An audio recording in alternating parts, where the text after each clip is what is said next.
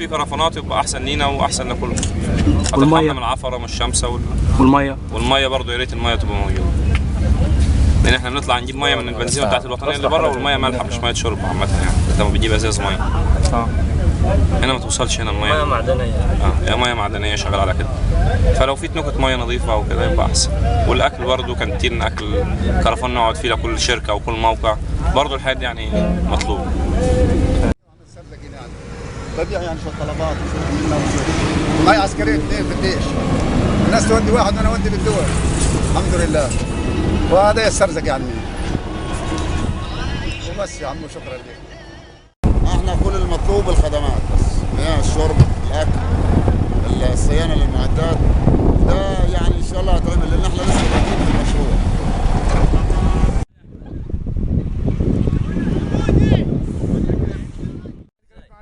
عايزين اولى، احنا رجع لعصر الاولى الثاني والزير، عايزين كولدرات، عايزين كهرباء، عايزين حاجات يعني. موقع كبير يا فندم، يعني بنشتغل ادينا من الساعه 5 الصبح للساعه 7 بالليل، لمية ساعه عفار.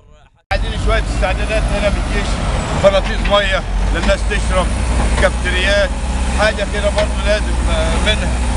الميه اهم حاجه هنا، الميه لازم الجيش يقف جنبينا في فراطيس الميه، يجيب لنا فراطيس ميه الناس تشرب، يحطوا ميه للعربيات، يحطوا ميه للنوادر كده.